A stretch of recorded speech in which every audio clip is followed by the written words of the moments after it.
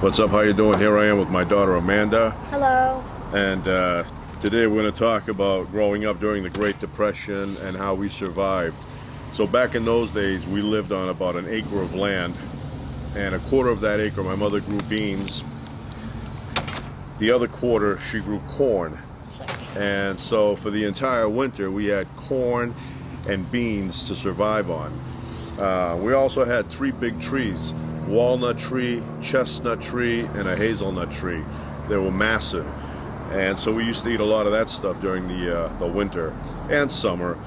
But Mostly the winter. yeah, mostly in the winter we survived on that, because summertime other things came into existence that were more seasonal. Watermelon. Right, watermelon.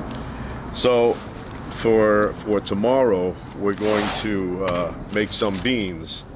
Yummy. And these are like a factory in here of survival elements, protein especially. But anyway, I gotta pour some in here.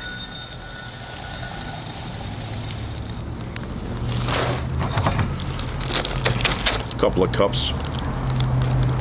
2 cups. And then what I do is I have some very clean water in here, and I take the beans and pour them into the water and allow them to sit there for about 12 hours. And during that duration of time, I change the water 3 times. So these are going to sit in here, and they're going to get a little bit larger because they're going to absorb some of that water. Like Orbeez. Right. Orbeez are like you put them in water and never put them in slime. So we may make some popcorn later, which growing up during the Great Depression, we used to have popcorn and sit around the radio and listen to the drama hour that they had on back in those days. It's like a movie, but you can't even. Right. Not Well, like we television. would use our imagination, You're like, which even to this day, I listen to the drama hour on the radio. Yes. I'm a big fan of that.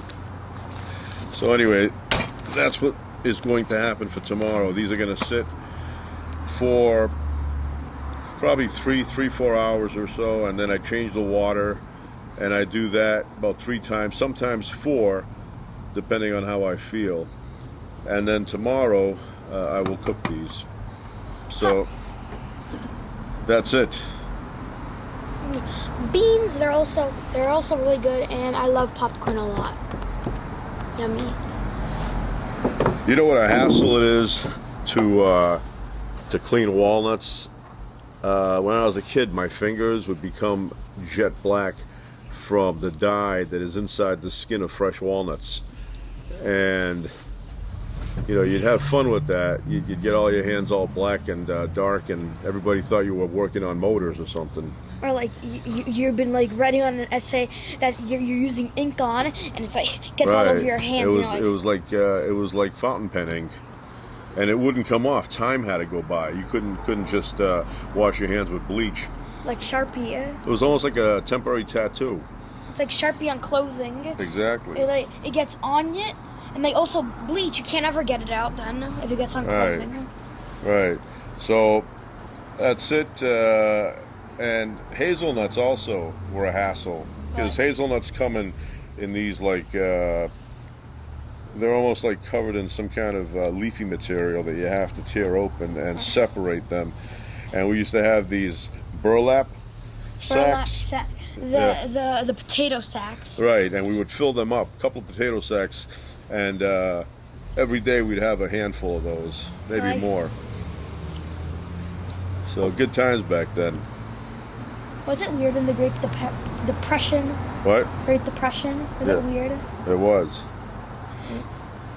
Oh, you were in history. Yeah, that was a hard period of time to go through. What year was the Great Depression? During the 30s.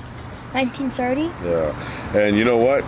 A lot of people, they didn't have what we had. They didn't have beans, they didn't have corn, and they would eat tree bark, you know, to survive on.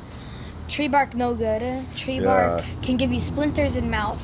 Right. They used to boil it for hours and then eat it. Like it has flavor.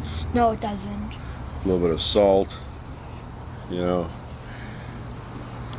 Anyway, that's the latest, and we'll be back again tomorrow to finish the bean soup.